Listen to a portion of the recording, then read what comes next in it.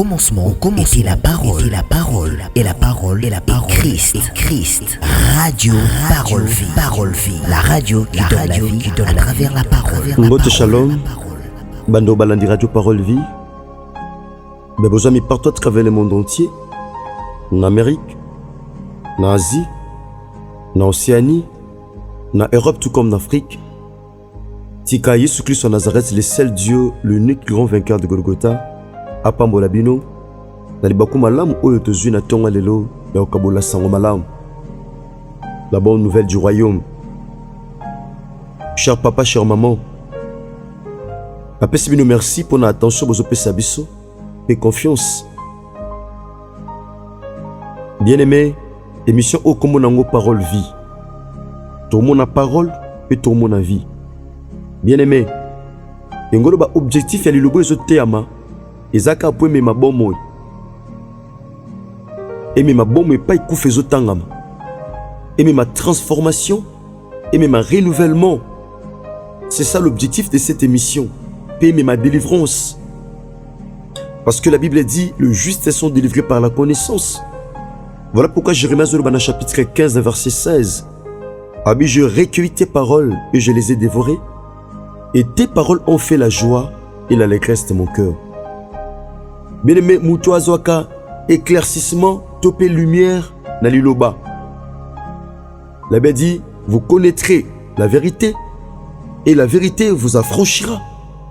Bokoye babo solo, pebo solo, et kokango labino. Bien-aimé, ils ont batobelé lelo baza condamné suite à ignorance. Aza condamné na vie à péché. Azo sambela, mako kabouantela le sumo e kangaye. Pourquoi? Parce que azo iba source na yangote. Azo sambela, mais aza na siya ba réclamation, na siya ba loi, pe ba lien. Ils ont retenu les captifs ou captives de manière à ce qu'elle a évolué. Alors que Nzambe a benga ote mon frère, ma soeur, pour na otika na vie moko immobiliste, mais pour na ofongwama. Mais il suffit tout simplement aux la révélation. Nazali le bapam bate, la Bible dit la révélation de la parole de Dieu nous éclaire. Seigneur, te péché merci. Et te recommander batang ona salobo konangolo. Cher Saint-Esprit, tu copes sa bon mot afin que le ba oyo izuisika na mitema basantu. Pe andoko nyoso kozali bakwa kolanda yango.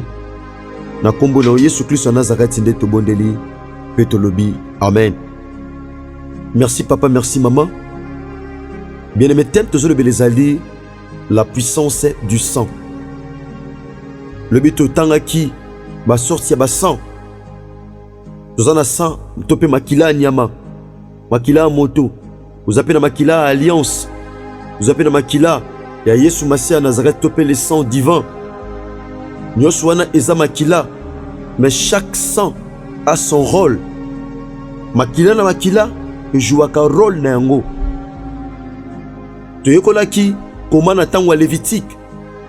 Ndenge Nzamba pesa ki procédure pour na couverture ya péché mutu et le kananzela makila nyama. Tomoni comment bien-aimé dans le Seigneur. Toyekolaki na Lévitique chapitre 17 verset 11. Et pas wepi makome lobi car l'âme de la chair est dans le sang. Donc le sang symbolise la vie. La vie est dans le sang. Bon moi, eza na kati ya makila. Makila eza tellement puissant. Bien-aimé, nangena rappelé yo toza ba porto ya makila. Ya ba tata, ya maman, topia ba koko, o ba kufa. Toza ba porto ya makila na bango. Toza makila nyama tope na makila mutu. Nangaki to tanga na livre Hébreux chapitre 2 verset 14. La Bible dit ceci. Ainsi donc, puisque les enfants participent au sang et à la chair, il y a également participé lui-même afin que par la mort, il anéantit celui qui détient la puissance de la mort, c'est-à-dire le diable. Bien-aimé, to participaka bisobana. Toza ba porto ya makila ya banoko.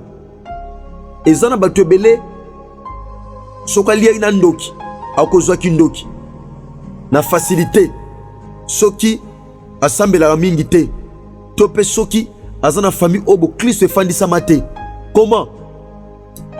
Koko soki koko abota baparent soki azaki moto ya misala mabe lokola ozali porteur ya makila na ye to pe mwana memi makila na ye, bien aimé,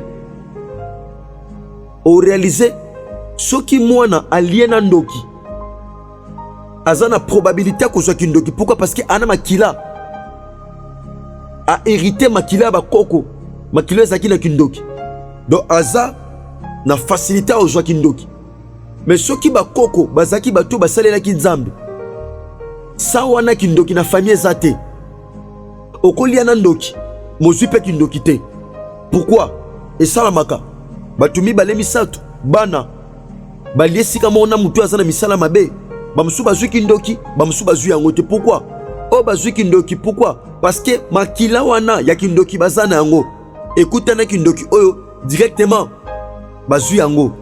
Pourquoi? Parce que baza ba porteur ya makila ya batata, baza ba porteur ya makila ya bakoko, baza ba porteur ya makila ya banoko. Makila ezo ganga pe ezo réclamer. Bien aimé, makila e gangaka pe makila e réclamaka. O réaliser même na kati ba famille o mona libala salami ba pesi biloko libala, mais ce temps où biloko libala ekoki te musu etikali oyo aza na autorité spirituelle na kati ya famille, oyo aza na pouvoir, ana mot à dire. Soka lobi mwana oyo asimba bana loba ngai te. Bien aimé, soki oza na vie de prière ya kovanda te, soki obanga nzambe te, soki mpo oyebi nzambe te, okoki jamais koloba ngai na makila makasi ayebe esika bakunda mutolu na ngai te. Bien aimé, na domaine spirituel eza makambo te bayeba epai bakunda mutolu na yo. Na domaine spirituel eza likambo te bayeba oyo ngai na makila makasi. Non, il est question ya kondimela Christ na vie na au Seigneur et Sauveur, d'être lavé par son sang précieux. Pe yango kobatela mais koloba te ke ngai na makila makasi et pe bakunda mutolu na ngai bayebi te. Kindoki ya famille n'a rien à voir esika bakunda mutolu na yo. Bien aimé, la Bible a dit puisque les enfants participent au sang, donc nde toza ba porteur ya makila ya bakoko ya baboti. Yango moni Christ pour délivrer biso, il a fallu pe abota manabo moto za na makila. Il a fallu abota manabo moto pour nanzela sacrifice ya makila na ye yonanga tozo délivrance. Eza na ba famille belé makila na bango ya bakoko eza makila ya bundumba, musu makila ya bondumba na kati ya famille.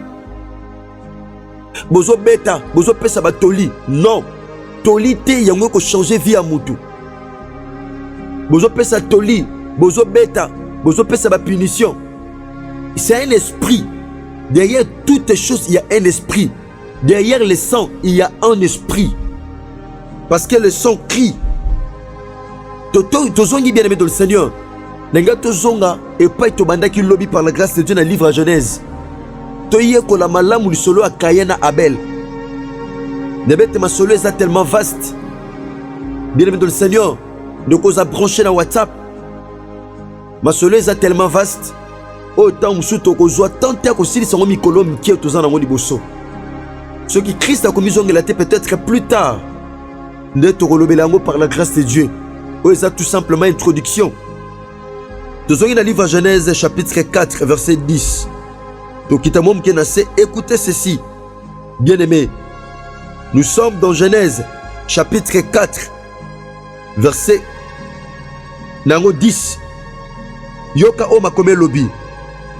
Il est dit ceci. Nzamaturi motuna. Et Dieu dit, qu'as-tu fait? La voix du sang de ton frère crie de la terre jusqu'à moi. Makila, mongongo ya makila ndeko oyo otangisi. Donc bien aimé makila e gangaka. Yo otangisa makila batu. Bien aimé dans le Seigneur. O sopa makila batu. O boakila batu ba maladie, po batu ba kufa. Au sala batu mabe, po batu bakufa otikala se kote na mokili oyo yeba makili ozotangisa na egoganga na matoi na yo, na matoi ya bana na yo, pe na matoi ya bakoko na yo, parce que nyongo makile futama na makila mutu atangisi makila ye pe aye makile kotanga ndeko ozotangisa makila. C'est toute une génération ozo sacrifier. Bien aimé, abi osalinin makila ya ndeko na yo oyo tangisi ezo ganga na mabele kino pa inanga. Donc makile ganga akate na seme ganga peti likolo. Tout le monde a puissance à makila, puissance ya sang. Makila innocent ezo gang. Tout le monde a comment le sang de l'innocent était en train de crier. Makila innocent. Eza tellement qu'au gang a bien aimé le sang crie. Et au monde même makila pauvreté à famille. Ezo gang a peso réclamer vino. Pourquoi? Parce que makila a une puissance. Le sang a une puissance. Batebele lelo. Selon avenir na ndenge nzamba trasa. Aza mutu munene na vie. Aza musali na nzambe. Atamwa na kobanga nzambe. Abwe a vie à péché. Mais ba réalité kuti na famille. Yepe vie à distraction. Ko sambela malonga te. Ko banga nzambe zate. Puissance à makila et s'imposer. Bien aimé, au réaliser rien ne va. Rien ne va. Pourquoi? Parce que makila ils ont gang après ils ont réclamé. Makila ils ont réclamé. Bien aimé, nangaki par la grâce de Dieu, toye kola makambo.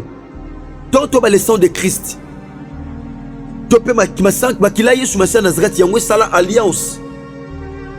Yango créé alliance o senge toza nango lelo. Poto koma ba o toza. Mais nalingaki par la grâce de Dieu totanga livre 1 Pierre. 1 Pierre chapitre 1 verset 18 à 19. Merci Bandeko Bozo Koma. Nous sommes dans le livre de 1 Pierre chapitre 1 verset 18 à 19. Et pas youa puis bien aimé dans le Seigneur. Nous allons continuer na Oezali Mama Likambu na biso. 1 Pierre chapitre 1 verset 18 à 19. Écoutez ceci. Sachant que ce n'est pas par des choses périssables, par de l'argent ou de l'or, que vous avez été rachetés de la vaine manière de vivre que vous avez hérité de vos pères. Mais j'aimerais que nous sachions la chose la plus importante est que Yonanga te somba matena mbongo, te somba matena makila, mais te somba ma na eloko eko bebi samate. C'est la puissance du sang de Jésus. Le sang qui crie plus fort que le sang d'Abel. Le sang d'Abel avait crié. Makila nyama, beneko couvrir masumu. Il y a un sang qui crie plus que le sang d'Abel. Makila bele mate qui est gangaki. Nzambe bisikaya. Abilokolo sali boko koma mu pepe. Parce que tangisa ni makila. Ya mutu tangisa makila. Akoma mu pepe. Mutu tangisa makila.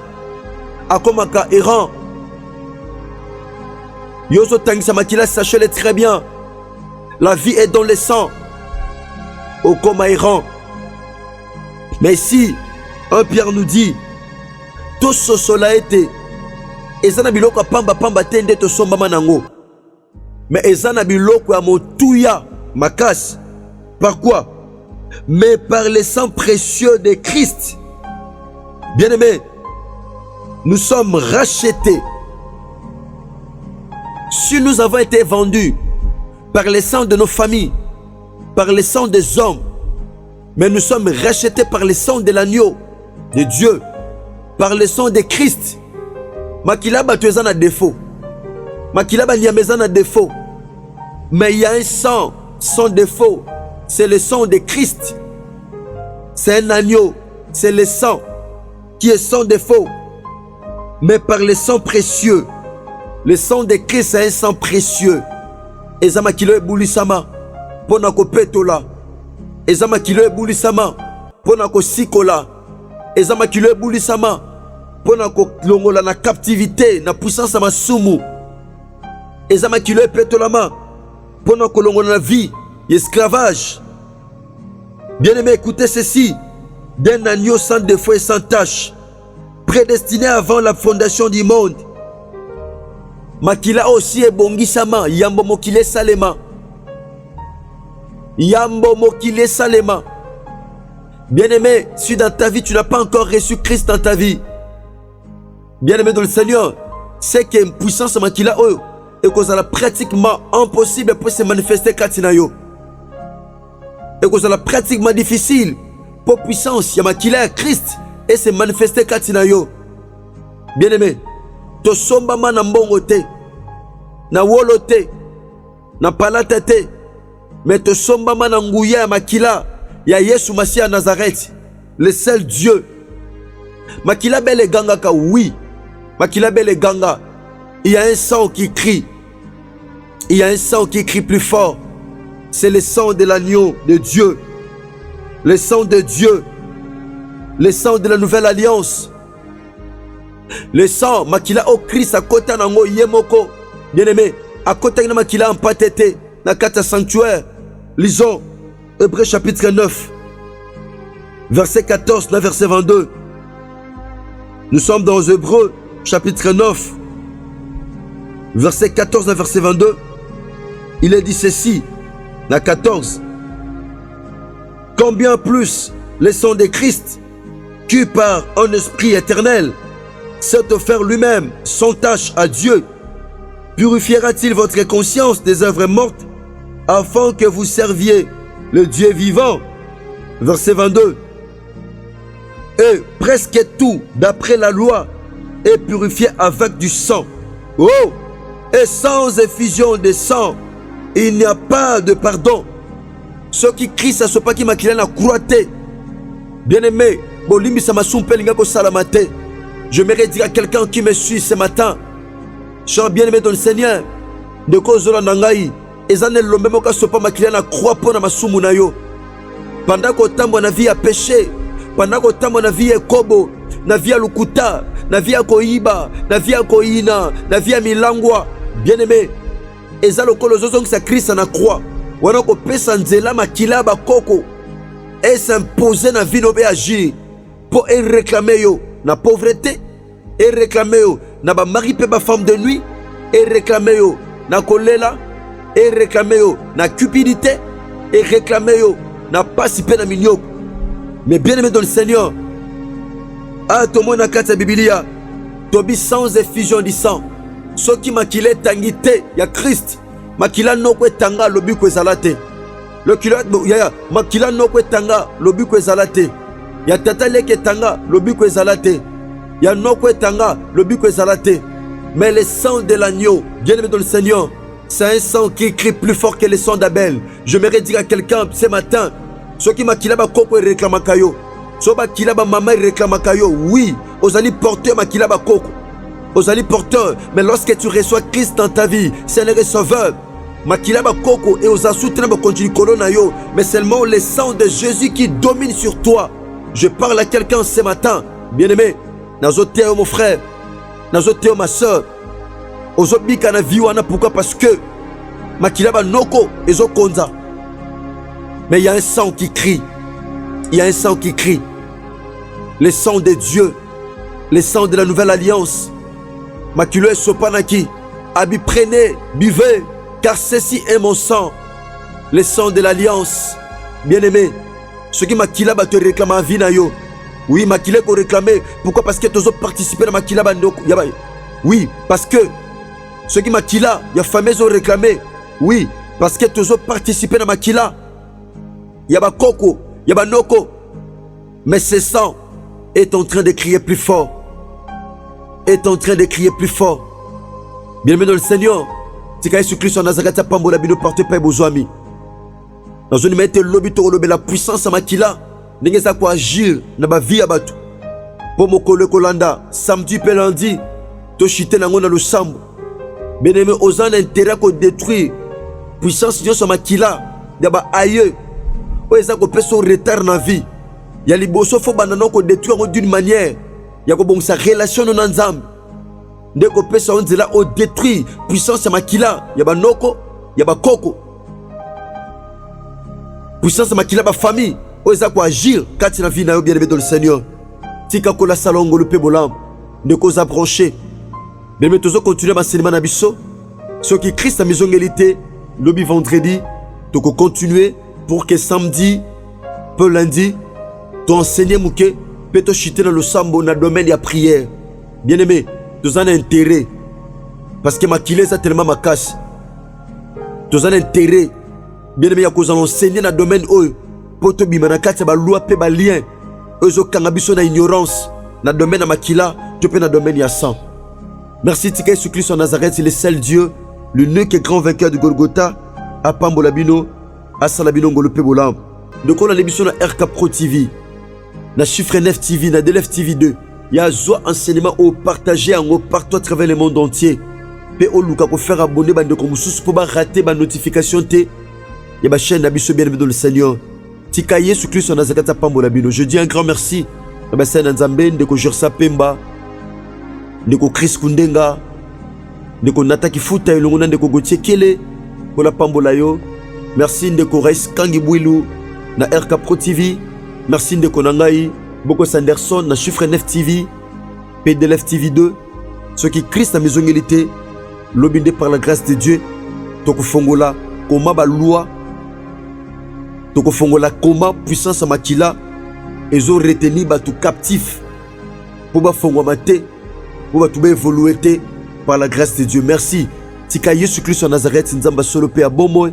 Asala bisongo le pe bolam. Merci tokutani lobby. Au commencement était la parole, et la parole, et la parole, et la parole, Christ, radio, parole vie, la radio qui donne la vie, à travers la parole.